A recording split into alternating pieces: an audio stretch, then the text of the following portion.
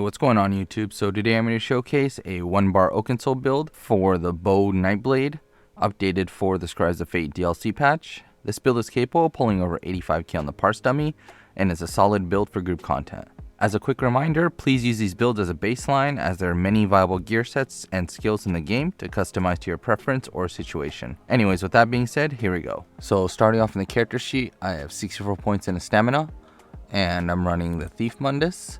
For the race, we're a Dark Elf. I think Dark Elves have some of the best passes for stamina DPS. For the food, we have a few different options, but our TM Takeaway Broth is probably going to be your best bet. A close second and cheaper alternative would be Dubious Cameron Throne.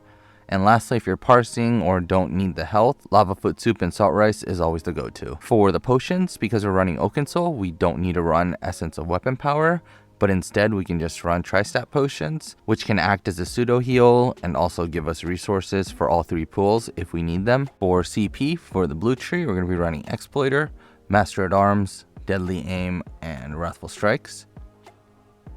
For the red tree, Bloody Renewal, Rejuvenation, Fortified, and Boundless Vitality. For the gear, I'm running 5 pieces of Pillar of Nirn paired with 5 pieces of Reliquin, 1 piece Oakensoul, and 1 piece Slime Crawl. So in the main hand, we have a Pillar of Nirn bow charged with a flame damage enchant. For the head slot, 1 piece Slime Crawl in medium, trade in Divines with a max stam enchant. For 5 pieces of the body, we have Reliquin, all traded in Divines with max stam. And for 1 piece of the body, Pillar of Nirn, this is Divines with max stam as well. And for the 2 pieces of jewelry, for Pillar of Nirn, we have from both in Bloodthirsty with weapon damage enchants.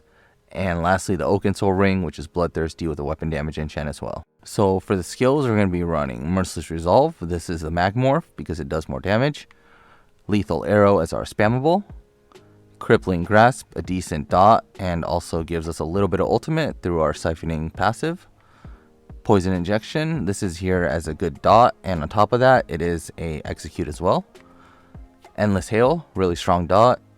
And lastly, our ultimate is Shooting Star because we want to be at range and we're not running end cap. So for the rotation, we're just going to be using our Merciless Resolve every 4 or 5 light attacks. Keep up your dots dynamically, meaning whenever they run out, just recast them. And then lastly, when you don't have anything better to cast, just use your spammable Lethal Arrow. And whenever your ultimate is ready, you could just drop that whenever. Keep in mind that this is a fully ranged build, so make sure you take advantage of the range from the bow passive, unless you need to be close to the boss for mechanics or certain other reasons. So for closing thoughts, first up, your flex spot, or if you do need to replace a skill, the first one I'd replace is Crippling Grasp. Swap that out for whatever skill you may need depending on your situation. Next up, so if you want more cleave, you can always swap out Lethal Arrow for Silver Shards from the Fighters Guild skill line. It does do pretty close damage to Lethal Arrow, but most importantly, it does a lot of cleave damage, meaning that it's going to hit multiple targets.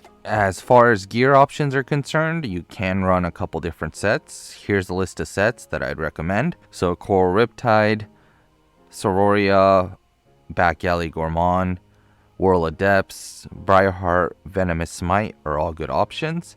And if you want a really budget build, Order's Wrath and Hunting's Rage is a good place to start. My personal recommendation before trial gear would be Venomous Smite and Pillar of Nirn. You can also do Order's Wrath instead of Pillar of Nirn or Venomous Smite. That wraps up the build explanation section of this portion. If you have any questions or comments, feel free to leave them in the comment section down below or come join our Discord. Link is in the description. I will have a written guide linked in the description for those who would prefer that. And as always, thank you to my YouTube members. Feel free to stick around for an attached parse and outfit section at the end. If not, have a good day and thank you again.